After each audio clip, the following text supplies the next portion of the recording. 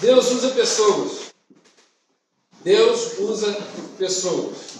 E como que Ele usa pessoas? De várias formas. Deus já usou até um animal para falar. E às vezes nós falamos em tom de brincadeira. Deus usou até um jumento. E foi verdade. Deus usa pessoas, independentemente de serem crentes ou não. Mas Deus usa pessoas para falar aos nossos corações. Deus usa pessoas para se comunicar conosco. Deus usa pessoas chamando-as para transformar outras vidas, para transformar situações. Há 500 anos atrás, o mundo vivia em trevas. Só alguns podiam estudar. Só alguns podiam ter acesso à palavra de Deus, à Bíblia. E mesmo aqueles que tinham direito de ter acesso não a conheciam de verdade. Mas Deus usava pessoas. E é interessante que Deus vai governando a história ao ponto que chega a um determinado momento em que Ele vai usar algumas pessoas para executar exatamente o ponto histórico que Deus deseja. E é interessante que, há anos atrás, quando estavam em trevas, um homem leu Romanos capítulo 1, versículo 17, que diz: o justo viverá pela fé. Ali, naquele momento, se prostra diante de uma cruz e diz: eu quero viver pela fé. Ou acende-lhe uma lâmpada na sua mente em que diz: é isso. Diante de um mundo corrompido, em que o clero da igreja era promíscuo, em que o clero da igreja era dividido entre Roma e Avignon, na França, entre o clero da igreja brigava pelo poder, em que, para se ter acesso ao céu, dizia-se que tinha que se pagar. Se você der um dinheiro, talvez o seu pai, que já morreu, seja salvo, dependendo da quantia que for dada. Em um mundo em que se ia a Roma para ganhar pedacinhos da cruz, retalhos do lençol de Cristo, ossos dos apóstolos. Só na Espanha há mais túmulos de apóstolos do que o número deles. E isso é verdade. Certa vez, fazendo uma caminhada pela manhã com a minha esposa, passei aos monumentos ali na praia de Matosinhos, e aí disse que um apóstolo estava aqui em Portugal. Eu falei: como? Nessa época nenhum apóstolo veio aqui. Que mentira é essa? Mas as pessoas vão sendo enganadas, e quem não estuda, quem não lê a palavra de Deus, ia sendo levado pelas histórias contadas, pelos homens que também, apesar de ter acesso, também não conheciam a palavra de Deus. Mas Deus, governando a história, usou um homem antes de Lutero, um homem chamado Gutenberg. Este homem inventou algo que para nós hoje, ou para os mais moços hoje, não tenha tanta importância. Mas para nós, que somos um pouco mais experientes, tem uma importância fundamental. Inventou a imprensa. Aquilo que imprimia livros. Uma máquina que digitava, fazia livros. E o primeiro livro a ser impresso foi a Bíblia. Foi a palavra de Deus. Mas alguém, antes mesmo disso, queria colocar a Bíblia no inglês, na língua inglesa, chamado John Wycliffe. Outro queria já levar para o tcheco, para a língua tcheca, chamado Hus. Até que veio Lutero e falou: não, tem que ser em alemão. E olha, irmãos, eu passei 4 anos no sul do Brasil, em terra de alemão. E Eu falo com a minha esposa, tinha que ser alemão mesmo. Tinha que ser aquele povo, e não estou falando mal, pelo contrário. Tinha que ser aquele povo mesmo. Porque alemão é duro. E lá no sul do Brasil eles falavam, teimoso não é o alemão, teimoso é quem teima com o alemão. Quando nós morávamos lá em Blumenau, em Santa Catarina, lá próximo a Blumenau, eles falavam isso, teimoso não é o alemão, teimoso é quem teima com o alemão. E daí se vê como é esse povo. E por que Deus escolheu um alemão? Para bater o pé e dizer, não, é só Deus. É só a fé, é só Jesus, é só a palavra. Deus escolheu a sua vida para reformar. Um pastor, certa vez, disse que chega uma certa idade, eu ouvi em um congresso ele fazendo uma brincadeira, e é brincadeira, tá? Chega uma certa idade que as mulheres precisam de uma reforma. É uma brincadeira. Por favor, mulheres. É uma brincadeira. E aí um outro pastor rebatendo e falou, é porque os homens que falam isso não se olharão no espelho. Mas chega uma certa idade em que nós precisamos de uma reforma, né? Um retoque ali ou aqui, uma ajeitada ali, uma cinta aqui, aqui e ali. É normal. Mas, na verdade, essa reforma protestante na verdade, não foi uma reforma, foi uma transformação. Era uma tentativa de reformar a Igreja Católica, mas, na verdade, transformou a vida, primeiro, de Lutero, de Calvino, de Zwingli, ou qualquer outro reformador ou pré-reformador. Eu não sei a linha que as igrejas batistas aqui de Portugal seguem, mas em 1606, lá no Brasil se falava muito isso. Em 1606, um homem chamado John Smith, na Holanda, fundou a primeira igreja batista inglesa em solo holandês. E por aí vai. Deus usou até um rei que queria se divorciar pela 8ª vez a romper com a Igreja Católica. E foi o rei Henrique VIII, na Inglaterra. Então, Deus foi ordenando, foi mandando na história para que esses acontecimentos ocorressem. Para que fosse possível a conservação de Lutero em vida. Mas eu ouvi até hoje pela manhã algo interessante, que a própria língua alemã se baseou na Bíblia de Lutero. A gramática alemã baseia-se na Bíblia que Lutero traduziu para o alemão que era falado na época. Então, irmãos, a mudança que Deus proporcionou através da utilização dessa vida foi tremenda, foi grande. E o que tem a ver isso conosco hoje? Tudo, porque nós não estaríamos aqui se Deus não usasse pessoas. Nós não estaríamos reunidos em uma igreja batista aqui hoje se Deus não utilizasse pessoas. E hoje eu chamo a atenção dos irmãos para a situação da nossa sociedade. Porque hoje nós seríamos chamados para reformar? Porque hoje um jovem seria chamado para reformar, para transformar? Porque a nossa sociedade vive na mesma promiscuidade da Idade Média.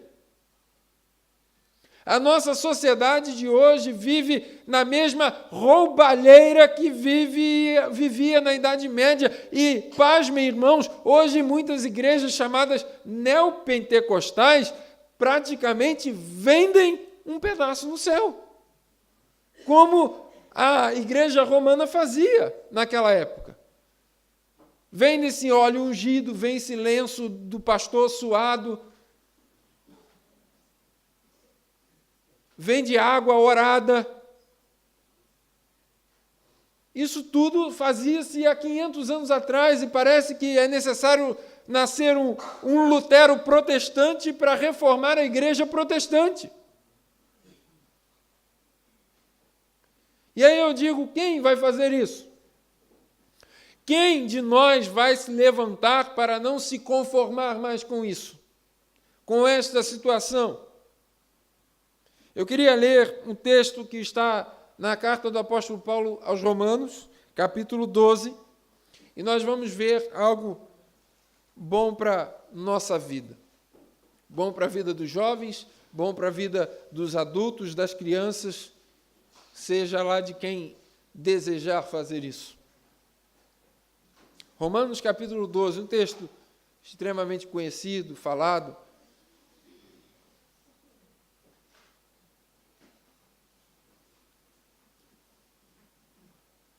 Amém? Diz: rogo-vos, pois, irmãos, pela compaixão de Deus, que apresenteis os vossos corpos em sacrifício vivo, santo e agradável a Deus, que é o vosso culto racional. E não vos conformeis com este mundo, mas transformai-vos pela renovação do vosso entendimento, para que experimenteis qual seja a boa, agradável e perfeita vontade de Deus. Queridos, se você vivesse numa época de escuridão, numa época em que não tivesse acesso à Bíblia, em que as pessoas falassem muito de Deus, mas vivessem distante dele, o que você pensaria da vontade de Deus? Que vontade de Deus é essa? Se você vivesse numa situação em que uma peste, a peste bubônica ou negra, seja lá o nome que escolherem dar, varresse o continente europeu, matando milhares de pessoas, e enquanto a igreja dissesse, não, há salvação aqui dentro da igreja, e as próprias pessoas dentro da igreja estavam morrendo de peste. E aí a igreja começasse a culpar, dizendo, não, é porque talvez houvesse um pecado, então agora você tem que dar um dinheiro para pagar o pecado do seu pai, por isso que ele morreu de peste. O que acharia você, a sua mente, o que tu pensaria sobre Deus, vivendo numa situação como essa? O que tu acharia se um homem que tivesse problemas de relacionamento com o seu pai, o homem que o pai rejeitava, dissesse, não, temos que voltar para a Escritura. Esse camarada não sabe nem conviver com o pai dele, vai dar aula de quê? Esse foi Lutero. Foi rejeitado pelo pai. Ao ponto de sofrer acusações diabólicas, e por isso que ele escreve esse hino, e dizia-se até que ele era maluco porque ouvia acusações de Satanás nos ouvidos, até o ponto de que o seu mentor disse, olhe para Jesus. Lutero, olhe para Jesus, e a sua acusação não estará mais na sua frente. Olhe para Jesus. E aí ele se joga como sacrifício vivo diante de Deus. O que o apóstolo Paulo diz é, meus irmãos, eu rogo, porque, versículo anterior, no 11, ali no último versículo do capítulo 11, ele diz, porque por ele, para ele, dele são todas as coisas, a ele glória eternamente, amém. Então, por isso, porque tudo é dele, entreguem tudo a ele, se doem completamente a ele, mas não como um sacrifício morto, não se matando, não morrendo, não deixando a sua vida, mas com a sua vida, através da sua vida. E é isso que é sacrifício vivo. Se Deus está lhe chamando, então se entregue por inteiro, é isso que o apóstolo Paulo diz. Se por ele, para ele são todas as coisas, então o que nos resta? Nos resta, meus irmãos, eu rogo, eu peço, o que nos resta é nos entregarmos por inteiro a ele. E você já tomou essa decisão de, não, agora eu sou dele, eu sou um sacrifício nas mãos de Deus. E ele diz isso, irmãos, é extremamente racional, isso não é algo simplesmente levado por uma emoção, mas isso faz-se com o entendimento, porque chegou-se ao entendimento de que é necessário fazer. É o vosso culto racional. E aí vem a parte, meus irmãos, que eu gostaria de frisar hoje, deixar claro com os irmãos que nós fomos chamados para transformar, para reformar, para causar uma transformação onde nós vivemos. Independentemente das circunstâncias serem favoráveis a uma transformação ou não. Homens antes de Lutero tiveram circunstâncias desfavoráveis em outras partes do mundo, foram queimados vivos por causa disso. Mas não deixaram de querer transformar, porque eles também tinham sido transformados. E ele diz: não vos conformeis com este mundo. O cristão tem que ser inconformado. E não é uma característica apenas de jovem. Nós falamos que jovem é rebelde, jovem é respondão, adolescente responde e etc. Mas isso não pode ser uma característica de jovem, é uma característica de todo cristão. Ele é inconformado. Inconformado com o quê? Inconformado com este mundo. Significa, nós não entramos nessa forma. Nós não temos esse formato. Nós não somos água, irmãos. Nós não podemos ser crentes água. Sabe o que é crente água? Aceita tudo e qualquer coisa. Coloca a água num copo. Ele tem o formato do copo. Coloca na garrafa. Ele tem o formato da garrafa. O que o apóstolo Paulo diz é: não vos conformeis, não estejam em conformidade com o mundo. Se a nossa sociedade, como disse antes, está caminhando da mesma forma como a Idade Média caminhava, devido às comparações ou diferenças, mas em termos de comportamento social, e aí a gente vê, mas não tem peste. Tem. Quantas doenças venéreas tem? Quantas doenças por aí que estão surgindo, vírus e epidemias? Que surgem por aí todos os dias, todos os anos, e é gripe aviária, é gripe suína, é gripe, né? É sempre uma gripe, é sempre uma virose. A irmã estava falando aqui, orar pelas nossas crianças, etc., porque é sempre uma virose nova, que o médico nunca sabe o que é, e fala, é uma virose. E atingindo a todos, cristãos ou não cristãos. A sociedade caminha basicamente da mesma maneira. E precisamos, então, agora levantar, fazer um movimento de transformação, de dizer, eu não me conformo com isso. Vivemos em uma sociedade que quer dizer sobre a ideologia de gênero, vivemos em uma sociedade que quer nos impor costumes e valores que não nos pertencem. E nós devemos nos levantar contrariamente a isso, dizendo, não, nós precisamos retornar àquilo que Jesus realmente diz. Nós precisamos retornar realmente àquilo que as Escrituras dizem. Nós precisamos retornar a ter a nossa fé em Deus. Porque a sociedade de hoje diz que crê em Deus, e aí eu responderia à sociedade de hoje como Tiago, em sua epístola, responde. Fala, tu dizes que crê em Deus, fazes bem, crê em Deus. Mas os demônios também creem e estremecem. Agora, mostra a tua fé. Porque a sociedade como um todo, 90% da população aí ocidental, diz que crê em Deus. Eu creio em Deus. Agora, o que Tiago, lá na sua epístola, está querendo dizer é, qual é a prova de que tu crês em Deus? Qual é a prova? A tua vida não condiz com isso. Se te disserem para não fazer algo, não, isso aí é muito antigo. Isso aí está fora de moda. E vamos aderindo à moda.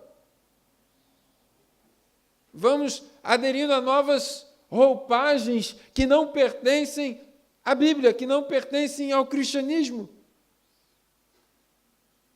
Simplesmente porque estamos, na verdade, nos conformando com o mundo. Estamos ficando iguais. E aí corremos o risco de alguém que não faz parte de uma igreja olhar e falar: eu também creio em Deus como tu crês, a diferença é que eu não vou na igreja. Porque de resto, qual é a diferença? Somos iguais? Infelizmente, ao longo do tempo, a própria igreja luterana precisa de uma reforma. Porque se perdeu naquilo que Lutero tinha proposto. A própria igreja, talvez, presbiteriana, que são os descendentes do Calvino, precisa de algum tipo de reforma, porque tenha se perdido naquilo que Calvino tinha proposto. Talvez a igreja batista precise de algum tipo de reforma, de transformação, porque se perdeu ao longo do tempo daquilo que a primeira igreja, os primeiros batistas propunham ou diziam. Precisamos transformar e não ser conformado com este mundo. Transformar através do quê? Transformar através da força, da imposição e da guerra? Não, pela renovação do vosso entendimento. À medida em que eu leio as Escrituras, à medida em que eu compreendo aquilo que Jesus quer para a minha vida, à medida que eu vou vendo o que de fato Deus quer, eu vou me transformando, eu vou mudando, eu vou melhorando, eu vou me aprimorando. E por isso o apóstolo Paulo fala em outra passagem, em Filipenses, que a boa obra que Deus em nós começou, Ele mesmo aperfeiçoará, porque vivemos em constante mudança e transformação. Porque vivemos em constante aprendizado daquilo que Deus quer. Eu nunca vou me esquecer de um homem, um senhor, que disse que não ia à escola dominical porque já sabia de tudo. Ele não ia à escola dominical porque já sabia tudo que o professor da escola bíblica ia dizer. E eu fiquei pensando, poxa, eu não sei tudo, eu queria saber tudo. Talvez eu morra sem saber tudo. E é melhor morrer e dizer como o filósofo que disse: só sei que nada sei. E sobre as Escrituras e sobre Deus, eu só sei que eu nada sei. Eu vou conhecendo, como já disse, de andar com Ele. Como o profeta diz, eu tenho que conhecer e prosseguir em conhecer. Eu não paro de conhecer Deus. Não acaba, é conhecimento inesgotável. E por isso, a todo instante, eu vou me transformando, eu vou me tornando a cada dia uma pessoa melhor, e assim espero que eu continue me tornando uma pessoa melhor. Que nós nos tornemos igreja melhor a cada dia, mas através da renovação do entendimento que se tem à luz da palavra de Deus. E é isso que Lutero começou a pregar há 500 anos atrás. Nós precisamos ser transformados, não é mais uma prisão em que alguém superior a nós nos dá ordens, mas cada um de nós tem uma responsabilidade de se transformar perante Deus. É o sacerdócio de cada um. Ou seja, eu tenho uma responsabilidade diante de Deus, mas você também tem. Isso precisa ser proclamado, isso precisa ser dito. Há pouco tempo atrás, houve um debate sobre um número chamado 666. E lá no Apocalipse, nós estamos estudando com os jovens isso, nós vamos chegar lá ainda, tem esse número, 666. No Brasil, né? 666. Esse número representa o mal. É a representação do mal. E aí diziam que a marca da besta, como está escrito no Apocalipse, era colocada na mão e na testa, ou na testa. E aí uma vez surgiu aí nos Estados Unidos ou aqui na Europa uma ideia de se colocar um chip na mão ou na cabeça das pessoas para identificar as pessoas. E alguns crentes ficaram em polvorosa, dizendo, é o 666, é a marca, porque vai ter que ser na mão ou na testa, e etc. E num debate como esse, eu falei, olha, eu não creio que é isso, não. E a pessoa ficou olhando para mim, não, você não tem fé, você não é crente, isso está acontecendo. Eu falei, não é isso, não. Não é isso, não. Porque, para mim, dizer que é apenas aquele chipzinho que estão criando, vão criar ou não, é como dizer que as mulheres não podem usar maquiagem, batom ou pintar as unhas por causa da rainha Jezabel. Já ouviram essa desculpa? Porque a rainha Jezabel, quando caiu lá, foi trucidada pelos carros, só ficou a cabeça, o crânio, as mãos e os pés. E aí dizia-se, como ela era uma mulher meio meretriz, dizia-se que era porque ela tinha se maquiado toda, se produzido, e aí Deus era contra isso e ficou lá, essas partes. E para mim dizer que 666 é um chip é a mesma coisa. Porque o que representava Jezabel ter ficado lá o crânio, as mãos e os pés? É aquilo que ela maquinava com a sua mente, pensava contra os seus profetas, os profetas de Deus. E as mãos e os pés, os caminhos e as atitudes que ela fazia e fez, as suas mãos sujas de sangue, porque matou os profetas de Deus. O que é testa ou mão direita? São atitudes, são pensamentos, é uma ideologia de gênero, em que somos forçados a aderir ou não, e que daqui a pouco marcas de sabão em pó ou outras marcas por aí estão dizendo sim a uma ideologia e nós vamos ser forçados, talvez, a comprar ou não comprar. Compra se aceita viver dessa forma, se não aceitar, não compra.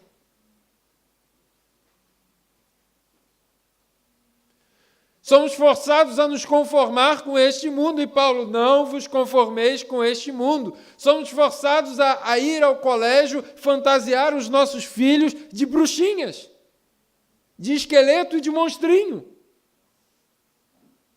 Ou não somos forçados?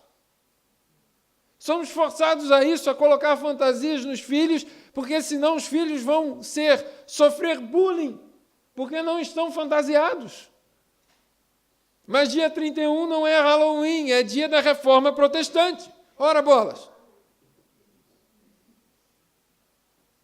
E aí as crianças crentes crescem falando dia 31 vamos pedir doces. Lá no Brasil não é Halloween, lá no Brasil é no final de setembro, eu não lembro a data, São Cosme e Damião.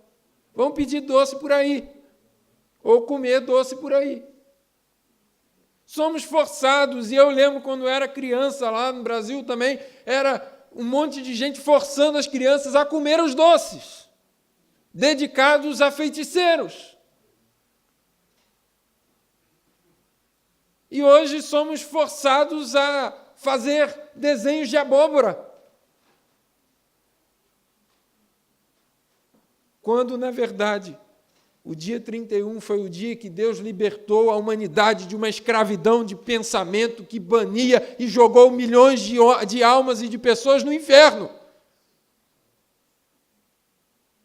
E Deus deu a liberdade de culto aos homens, através de um outro homem ou de alguns outros homens, que se levantaram e foram protegidos por questões históricas. Precisamos transformar o mundo. Nós fomos chamados para transformar o mundo, para reformar aquilo que estamos vivendo. Não podemos mais ser conforme este mundo. E aí a pergunta de todo crente hoje em dia, muitos crentes não sabem qual é a vontade de Deus para a minha vida, qual é a vontade de Deus nisso, qual é a vontade de Deus no meu casamento, qual é a vontade de Deus na minha igreja, qual é a vontade de Deus na minha família. Meu querido, se você não se conforma com o mundo, você experimenta a boa, perfeita e agradável vontade de Deus. Mas se a igreja consegue ou continua a se conformar, a se colocar na forma deste mundo, nós nunca saberemos a vontade de Deus. A pergunta da humanidade é: qual é a vontade de Deus nisso? Se coloque debaixo de Deus e se entrega nas mãos de Deus. Não se conforme com este mundo, e aí você experimenta e vê que a vontade de Deus é boa, perfeita e agradável. Sempre, independentemente das circunstâncias. Se temos de perder filhos, mãe, família, mãe, mulher, Deus nos dá vitória no final. É isso que a vontade de Deus nos garante. Que somos vitoriosos no final. Porque por uma só palavra, um sopro da sua boca, Jesus, o Cordeiro, destruirá o inimigo deste século. Quando eu era pequeno, eu pensava isso, que quando houvesse o Armagedon, a batalha final, ia ser aquela guerra meio de Star Wars. Aquelas espadas reluzentes, o raio para lá, raio verde do bem, raio vermelho do mal. Quando eu era criança, eu pensava isso. Quando se falava na igreja, né, a batalha final. Quando eu comecei a ler a Bíblia, eu vi que Jesus vai chegar e fazer... Acabou.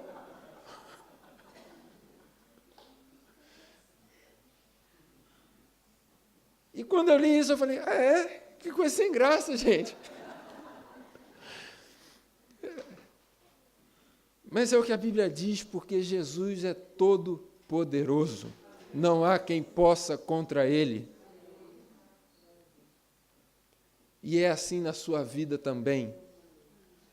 Quando você se oferece como sacrifício vivo, quando você não se conforma com este mundo, enfrentamos lutas, enfrentamos batalhas, mas em algum momento da sua vida, Jesus vai fazer e acabou!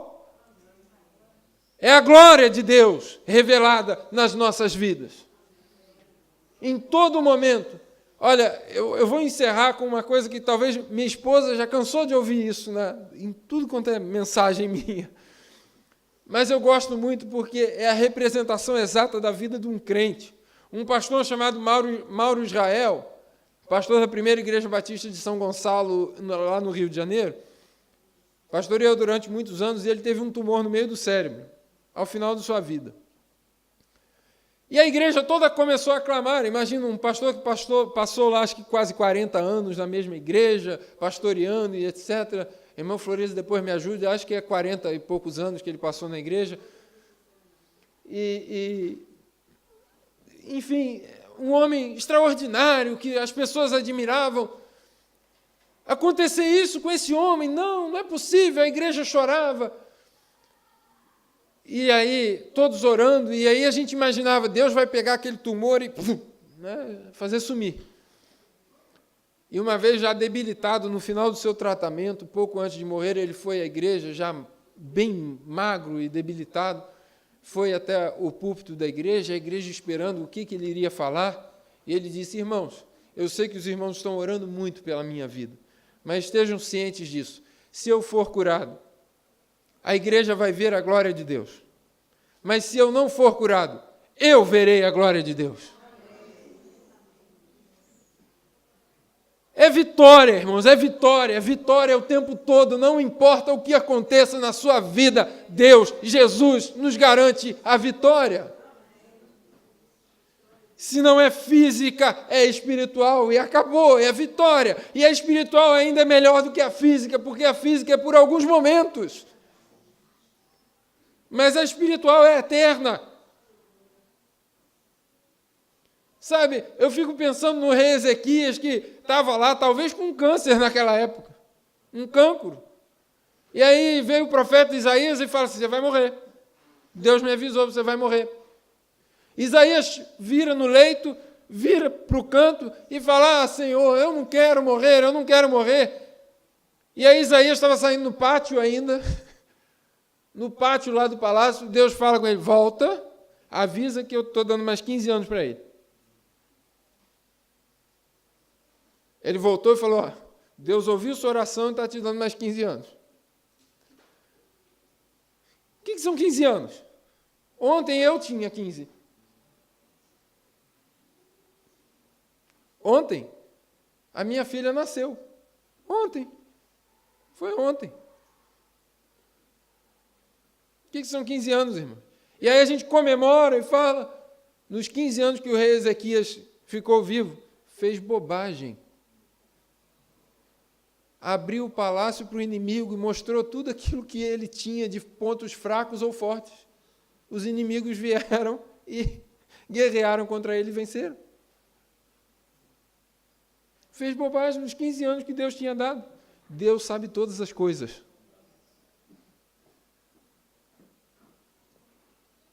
É vitória, seja qual for a circunstância. Deus nos garante a vitória. Talvez tu venhas a morrer, como muitos reformadores ou pré-reformadores morreram, foram queimados vivos, mas os seus escritos estão até hoje. Aquilo que eles fizeram por nós permanece hoje. Talvez eles não tenham visto aquilo que eles pregaram acontecer, aquilo que eles promulgaram ser tão divulgado ou a continuidade. Mas Deus ouviu as orações deles, mesmo depois deles terem partido. E a minha pergunta é, você se sente chamado? Nesse mês nós estudamos chamado de várias formas, na família, na igreja, até os confins da terra, em todos os lugares. Estamos vendo que Deus está nos chamando para ser transformadores, independente do local onde você esteja, confins da terra, na igreja, aqui, não sei, mas Deus chama os jovens para transformar. Por quê? Porque sois fortes e já vencestes o maligno. É o que fala a palavra a respeito dos jovens, que às vezes nós experientes na igreja falamos assim, não, é muito jovem ainda. A palavra diz que porque sois fortes e já vencestes o maligno, por isso eu vos escolhi. O jovem tem aquela teimosia, eu estou certo, aquela empolgação, e escolhe, e Deus escolhe justamente essa empolgação e esse momento. Eu queria que nós fechássemos os nossos olhos nesse momento. Eu queria convidar a você que ouviu alguma pregação ao longo desse mês, tanto jovem quanto adulto, eu queria fazer como o apóstolo Paulo, rogar pela compaixão de Deus, que se Deus falou contigo de alguma forma durante esse mês de outubro, o mês dos jovens, você entregasse a sua vida como sacrifício vivo a Deus. Eu queria rogar isso. Você quer fazer isso hoje? Eu quero ser um agente de transformação. Na minha escola, no meu trabalho, eu quero ser isso. Eu queria que, ao final, agora desse mês, dessa programação toda dos jovens que nós tivemos, não fosse simplesmente mais um mês que os jovens vieram aqui e dirigissem, mas eu queria que a nossa juventude saísse realmente transformada, consciente de que tem um chamado. Eu quero que a nossa igreja saia daqui consciente de que todos nós somos chamados, que Deus quer usar cada um de nós. Deus usa a sua vida, Deus usa pessoas. Não importa o quanto que o diabo te acuse, coloque o dedo na sua cara e acuse todos os seus pecados. Se você olhar para Jesus, o sangue dele nos purifica de todo pecado e da injustiça. O pastor José estará orando pelas nossas vidas e eu agradeço a oportunidade.